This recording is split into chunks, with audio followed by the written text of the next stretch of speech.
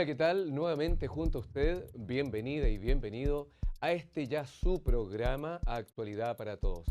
Distintos temas, distintos invitados e invitadas, pero con un objetivo en común: llevar, traducir el conocimiento de tal o cual materia que muchas veces está en las noticias, circulando en el sentido común y en la opinión pública, pero que no siempre se aborda y se conoce en profundidad y como debería ser. En esta ocasión, un tema al cual nos compete a todos quienes trabajamos, quienes estamos ya en alguna actividad, cierto desarrollo laboral, y que es la liquidación de sueldo. De esto y otros artículos referentes vamos a conversar con nuestra invitada. Bienvenida, bienvenido a continuación.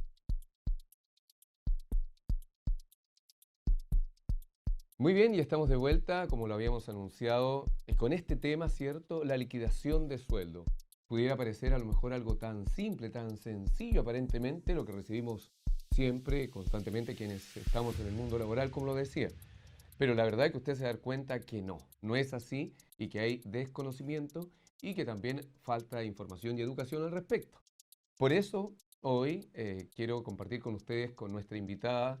Ella es ingeniera comercial, ella es contador público y auditor, tiene un magíster también en educación. Le presento a la profesora Glenda Gutiérrez del Departamento de Ciencias Administrativas y Económicas de la Universidad de los Lagos. ¿Cómo está, Glenda? Bienvenida. Muchas gracias, Marcelo. Muy bien. Estos son temas muy relevantes, como señalas anteriormente, porque hay muchas personas que no saben leer su liquidación de sueldo, sino que uno que espera a final de mes y ve que le descontaron varias partidas, pero no sabe por qué se lo están descontando. O partidas que están sumando, tampoco saben por qué lo agregan. Entonces, son pequeños tips que nosotros hoy vamos a dar para que las personas puedan leer esa liquidación y puedan saber por qué le están pagando eso o por qué le están descontando ciertas partidas. Claro, Eh, porque la idea es que en esta primera parte, como ya lo habíamos preparado nuestra invitada, vamos a conversar y luego vamos a pasar ahí a la pizarra. exacto. Esa es la idea. Entonces, respecto a lo que nos cuenta, sí, porque uno ve en la liquidación, hay mucho tema de haberes, de descuento, cláusula, etcétera, etcétera. ¿Cómo podemos orientar a la gente, a la comunidad? Bueno, vamos a ver una liquidación como súper sencilla para que toda la gente le quede más fácil y más claro al sector privado. A ese lado nos vamos a enfocar porque el sector público nos guiamos por el estatuto administrativo y en cambio nosotros por el sector privado es por el Código del Trabajo. Ok, Entonces, en el Código del Trabajo señala claramente lo que constituye remuneración. Entonces, desde ahí se desprende las partidas que van a ir como en el imponible, es lo que gana el trabajador. Y también habla claramente lo que no constituye remuneración, que es lo principal eh, para los trabajadores, que es como la devolución de sus gastos que incurren por causas del trabajo. Entonces, por eso, y eso también es opcional también de los empleadores de otorgarlo o no otorgarlo, porque generalmente a veces te preguntan, ¿por qué a mí no me dan bono de movilización o por qué a mí no me dan colación?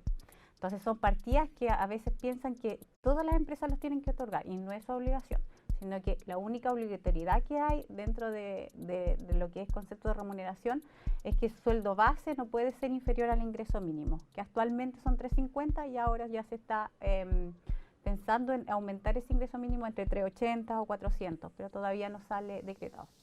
ahora, esto que nos explica es lo que debería ser la regla, pero en la realidad, ¿sucede así?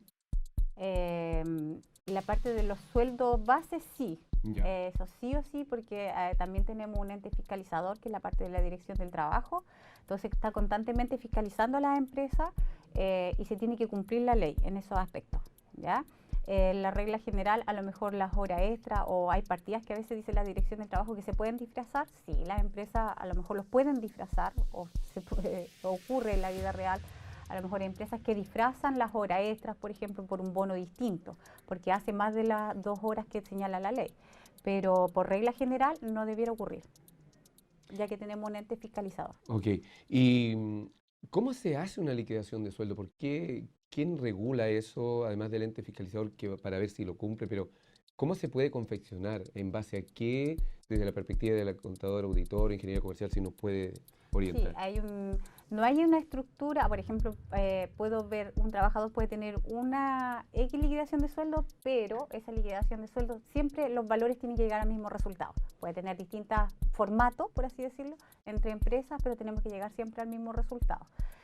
Lo regula el Código del Trabajo, en el cual nosotros podemos ver aquí algunos artículos que son principales, como el artículo 41, que nos señala claramente lo que constituye remuneración, y en el inciso segundo lo que no constituye remuneración, complementando también ese mismo artículo, el artículo 42 del Código del Trabajo, que es netamente todo lo que llega hasta el total haber de la empresa. Entonces tenemos remuneración imponible de la liquidación, después tenemos el total haber, y ya la remuneración imponible es el concepto que todos tienen que poner énfasis, debido a que desde ahí nacen nuestros descuentos. Nosotros tenemos una serie de descuentos que son legales, como lo que AFP, FONASA, o podemos también irnos a una ISAPRE que tiene un valor superior al 7%, y el seguro de cesantía. Y también podemos tener otro tipo de descuento, como es el impuesto único, si califica dentro del tramo de la tabla de impuesto único.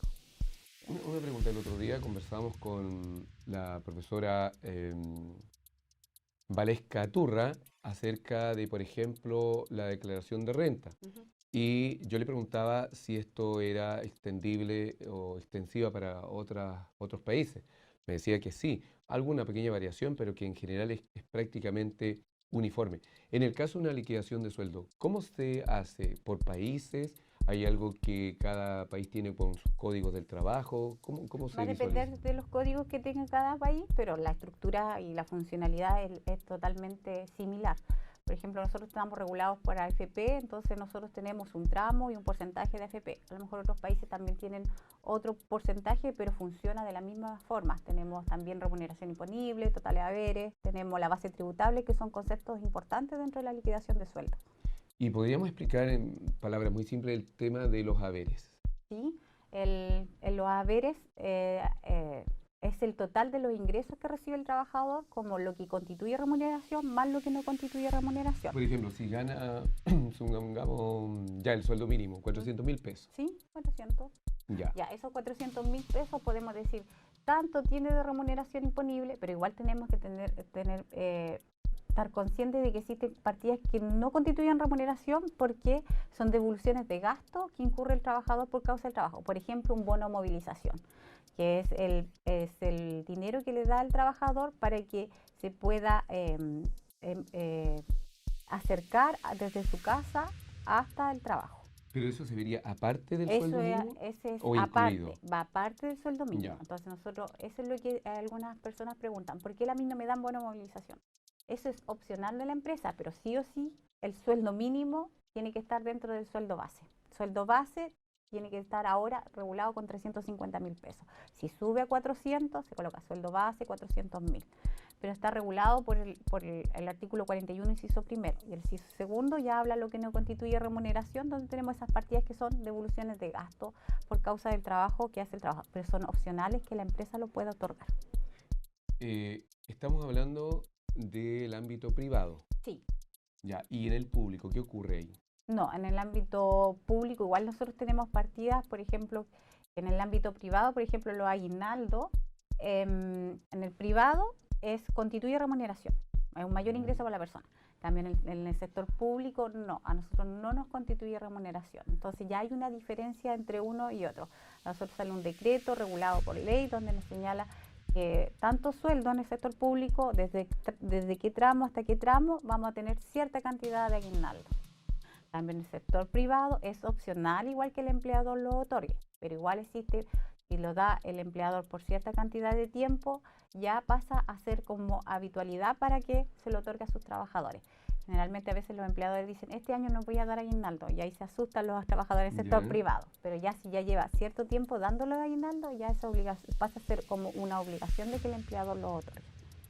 Hay una habitualidad. Y por ejemplo, ya, nosotros estamos acá en la Universidad de Los Lagos y llegó septiembre, vamos a tener un aguinaldo. ¿Ese aguinaldo va variando en los años? Sí. Eso de Para acuerdo el a quién? sector público. Para el sector público. Sí. ¿De acuerdo al IPC?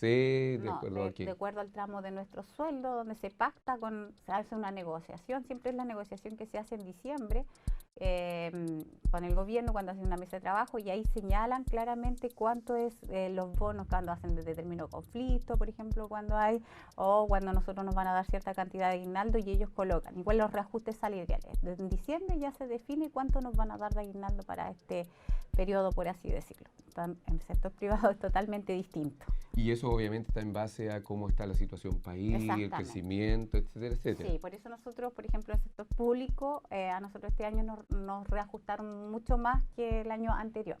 Debido al IPC, la inflación que está ocurriendo, a nosotros el sector público nos reajustan mucho más. Pero en el sector privado, vuelvo ya, porque ahí tenemos varios trabajadores, se reajusta, por ejemplo, si yo gano 400.000 pesos, que es superior al ingreso mínimo, no es opcional del empleador subirle de acuerdo al IPC, porque él está cumpliendo lo legal, que es el sueldo base, no puede ser inferior al ingreso mínimo.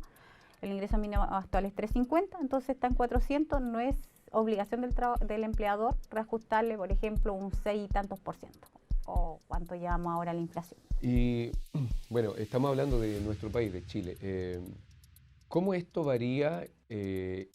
Obviamente va a variar en términos de la cantidad de sueldo con un país desarrollado, por ejemplo, donde el empleador tiene que cumplir, pero los crecimientos son distintos, donde el sueldo base es estratosféricamente más grande. ¿Cómo se regula y cómo se visualiza eso?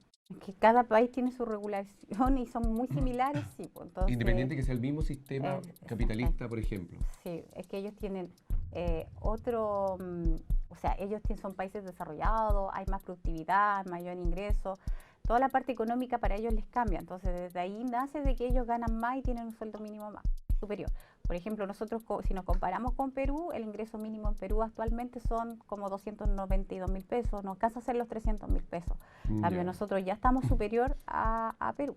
Y si nos comparamos con, por ejemplo, España, el ingreso mínimo ya es 950.000 pesos y lo ganan muy poco, porque la mayoría está por sobre el promedio. El promedio, sí. Nosotros acá en Chile todavía estamos al debe en esta materia, por eso es que tanto se ha hablado de aumentar el ingreso mínimo, ojalá a los 500.000 pesos. Y ya con el tema inflacionario, yo sé que estos temas lo hablaron con el profesor René, sí. Igual ya nuestra canasta estamos comprando mucho menos con el sueldo que ya estamos teniendo.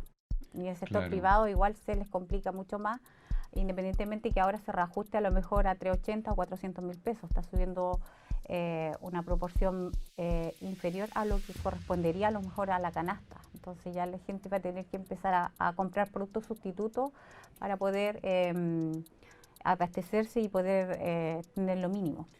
¿Y en qué se tendría que fijar bien un trabajador o una trabajadora en la liquidación de sueldo?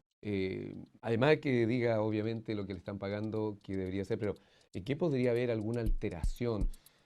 Sin pensar mal, pero supongamos que quieren hacerle ahí alguna variación, que la empresa está complicada, dijo ya vamos a cortar por el hilo más fino, desequilibraremos con el trabajador. ¿En qué debería fijarse ahí? Generalmente a veces hay problemas con la hora extra, donde a veces los trabajadores se quedan después, es el sobresueldo. O sea, ¿qué quiere decir? Que después de la jornada me puede quedar 1 o 2 horas, pero solo porque hay un acuerdo entre el empleador y el trabajador, las cuales tienen que ser pactadas por escrito, y comúnmente se comete el error que no la escriben. Exactamente, no hacen un anexo de contrato. Deberían realizarse un anexo de contrato donde señala claramente que el trabajador va a trabajar ese sobretiempo, el cual va a ser pagado de acuerdo a el mínimo que establece la ley, que es un 50%, el recargo del 50%, porque la ley establece un mínimo, pero no establece, por ejemplo, también puede ser un acuerdo entre el empleador y el trabajador cuando le dice, ya, yo vengo a trabajar el domingo, pero si me pagan, no sé, el 200%, pero son acuerdos, pero la ley establece el mínimo, que es el recargo del 50%. Y si el empleador no quiere hacer esto por escrito y el trabajador puede exigirlo sin miedo a que le llegue alguna amenaza, o ahí depende... Legalmente se debiera hacer un anexo de contrato. Sé que comúnmente no lo hacen, pero el trabajador siempre, en lo que es sueldo, siempre está atento a que le paguen la jornada extra que él trabajó. Y por eso es que después vienen los reclamos y se tiene que recalcular de nuevo otra vez esa liquidación y hacerla en forma correcta, porque lo que es dinero Es igual que nosotros, pues si nos falta algo, nosotros vamos a reclamar. Entonces el trabajador también pasa lo mismo. Entonces él sabe lo que trabajó y sabe que a lo mejor trabajó un sobretiempo, lo va a reclamar y puede incluso después ir ante la dirección del trabajo. Ok, bueno, usted lo está escuchando, lo está viendo. Estamos con la profesora Glenda Gutiérrez del Departamento de Ciencias Económicas y Administrativas de la Universidad de los Lagos, conversando este tema tan relevante, la liquidación de sueldo. Ahora vamos a una pausa porque de inmediato, Glenda, vamos a pasar a la pizarra para poder graficar, explicar con mayor detalle. Vamos, en un instante estamos juntos.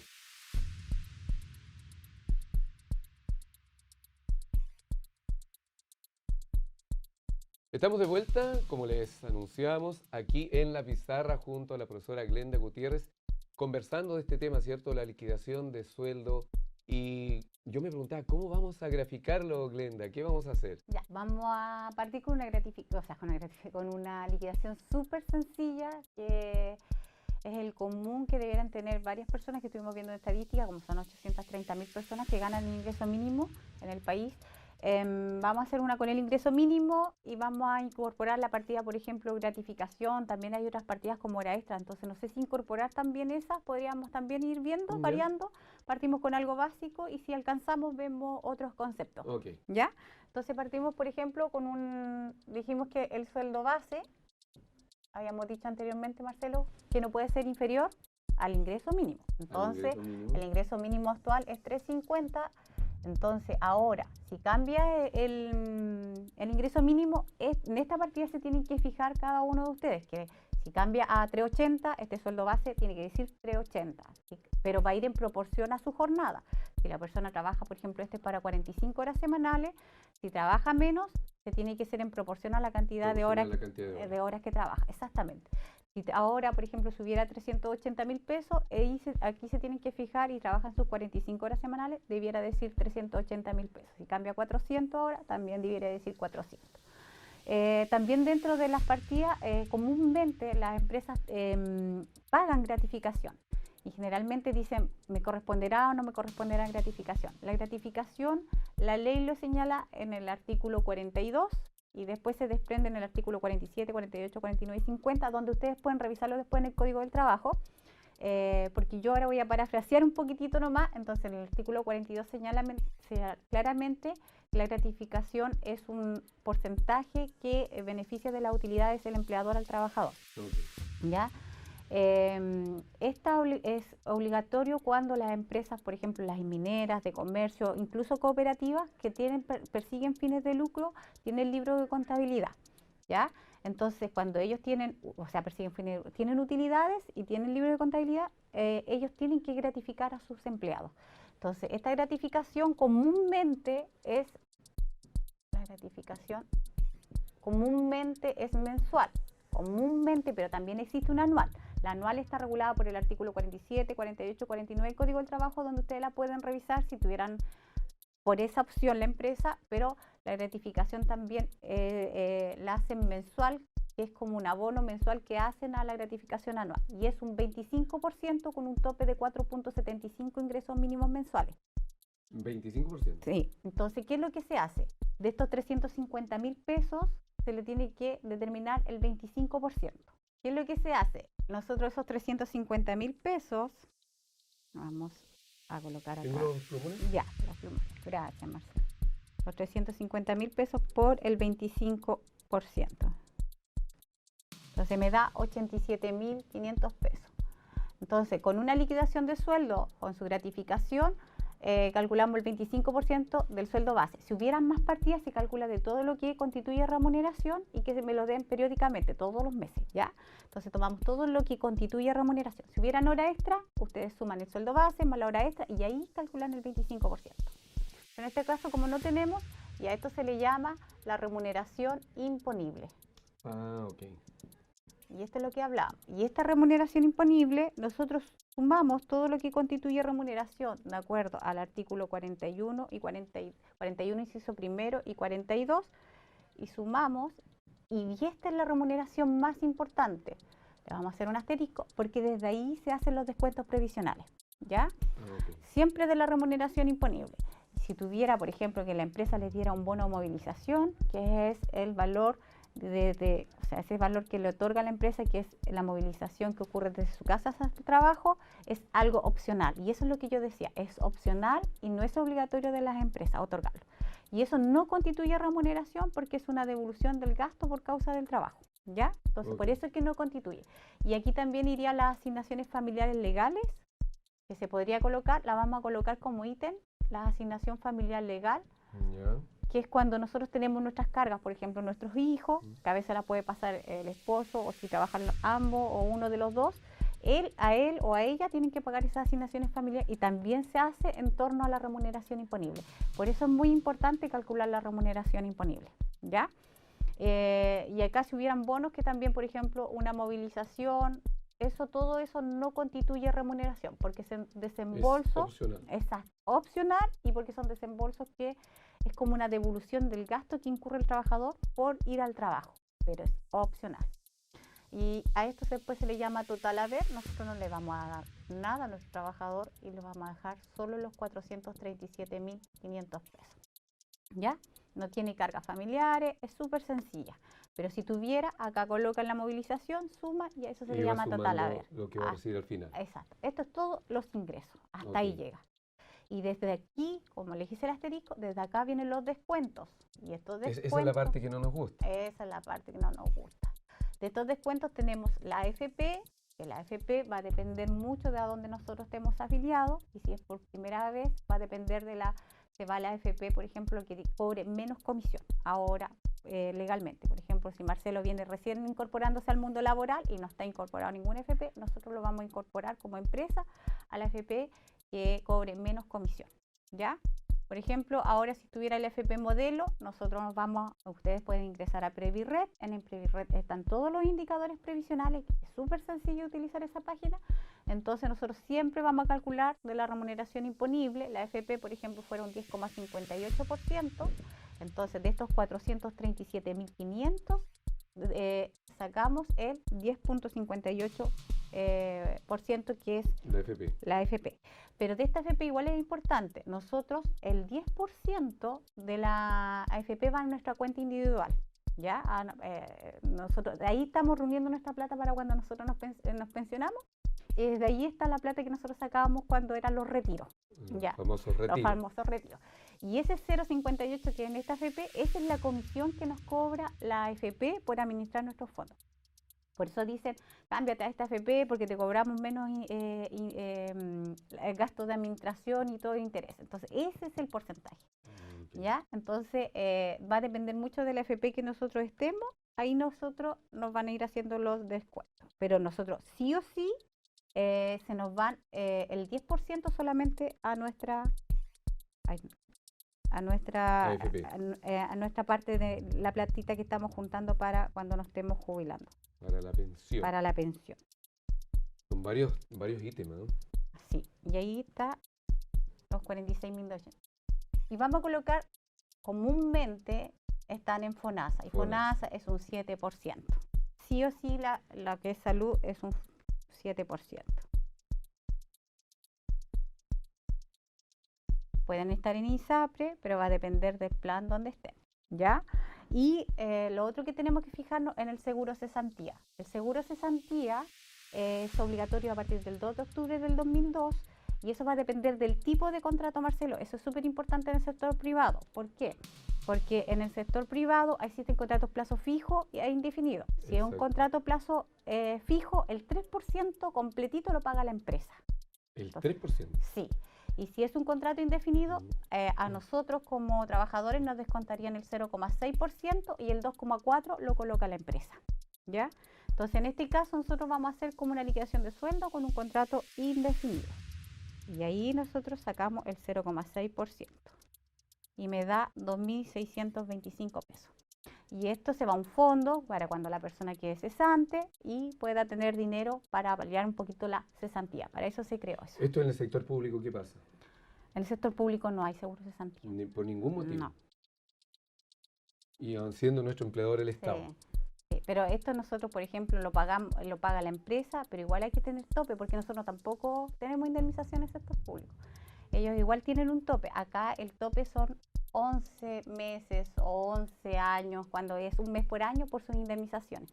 Entonces igual hay un tope para descontarle. Si el trabajador tuviera 11 años y un mes, yo solamente ya no le descuento más este 0,6, sino que el empleador paga un 0,8%, ya le baja también al empleado. Entonces igual hay que tener ojo con los topes del tiempo, y era por el tope de las indemnizaciones, que son 11 años, 11 meses o un mes por año, que es tope 11 o 330 días, que lo van a encontrar.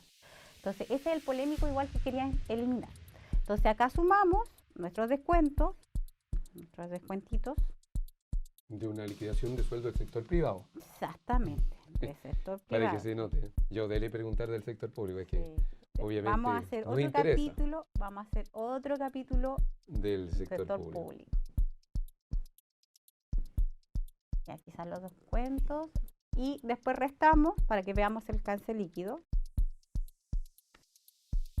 Igual lo otro que hay que tener en cuenta es que cuando son remuneraciones más altas, a partir de 777.000 pesos ya pagan impuestos, ¿ya? Entonces a esto se le llama alcance líquido.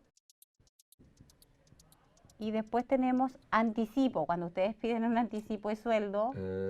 La quincena. La quincena. La famosa quincena. En este caso nosotros vamos a decir que esta persona no pidió quincena y acá vamos a pagarle lo que sacó, lo líquido a pagar. Entonces, si nosotros nos podemos dar cuenta, una remuneración mínima, con su gratificación que tuviera, de 437.500, ya esta persona está sacando a su bolsillo 357.962 pesos. Y eso es lo que cuenta la persona, y con eso tiene que vivir todo el mes. O sea, hacer magia. Hacer magia, exactamente. Pero lo interesante es cómo fuiste explicando cada paso, qué importante, qué relevante, cómo está ahí la sincronización de los descuentos y por supuesto también de la remuneración. Ahora, la remuneración imponible es la más importante, porque desde ahí siempre voy a hacer los descuentos provisionales. Desde ahí yo voy a saber cuánto le voy a pagar a la AFP, porque a la larga el trabajador es el que paga. El empleador ocupa el término de retenedor para pagarlo en cada institución que corresponde. Y el empleador también, por mantener a su trabajador, igual tiene que pagar lo que es mutual, seguro de invalidez y sobrevivencia y la parte del seguro de cesantía por cada uno de sus trabajadores. Esto, por ejemplo, estamos hablando de una empresa, pero una pyme, por ejemplo, ¿qué pasa ahí en términos de la formalidad? Porque muchas veces también tienen a alguien, pero no está tan formalizado esto. Sí, ahí ya no va a existir una liquidación y va a depender mucho de la persona. Entonces, es como que yo te dijera, Marcelo, te contrato, pero no, o sea, te contrato verbalmente, te voy a pagar 500.000 pesos, pero no te puedo hacer un contrato. Que ocurre mucha informalidad también en Chile, que ahí existe. Por eso es importante que esta liquidación nosotros la sacamos anteriormente de un contrato de trabajo. Entonces, tiene que existir este contrato donde dice con cuánto me van a remunerar y cuánto, si va a estar vamos a estar sujetos a gratificación, y va a estar todo expresado dentro del contrato de trabajo. Y desde ahí nace esta liquidación de sueldo. Pero si tú me dices, ¿sabes qué? Yo te contrato como informalmente, yo te pago los 500.000 pesos y no te estoy haciendo ningún descuento ni nada. Pero existen muchos casos de irregularidad. No se cumplió. Exactamente, igual, porque ahí como tú reclamas, si yo te digo, Marcelo, te contrato y te pago 500.000 pesos, ¿cómo tú reclamas? ¿A quién le reclamas? Porque es la palabra tuya contra del empleador. Ahora, ¿qué pudiéramos recomendar? Se nos está acabando el tiempo, está muy interesante, ha pasado volando con una explicación pero muy didáctica. ¿Qué le recomendarías tú a los trabajadores o trabajadoras respecto de esto? Que yo sé que uno está muy atento a sus pagos, pero siempre hay alguna recomendación, Sí, me la imagino. primera recomendación, que cuando lleguen a una empresa exijan su contrato de trabajo, lean el contrato de trabajo. A veces es aburrido leer tantas La letra chica, que cada vez más chica. Exactamente. Entonces sí o sí tienen que leer su contrato de trabajo, y ahí se van a dar cuenta de todas estas partidas que nosotros vamos colocando, y ahí pueden sacar su liquidación de sueldo, ir agregando.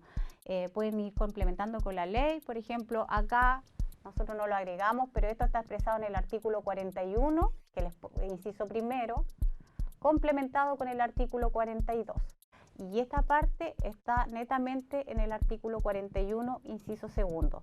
Entonces, yo sé que nosotros ahora no alcanzamos a ver mucho, pero lo pueden ir complementando. Entonces ellos, al tener su contrato de trabajo, pueden sacar su liquidación, porque ahora nos cansamos de ver mucho, pero se puede complementar con la ley. Y además el Código del Trabajo está, ahora no es como antes que nosotros teníamos que ir a comprar un kiosco o ir a comprar a otra parte.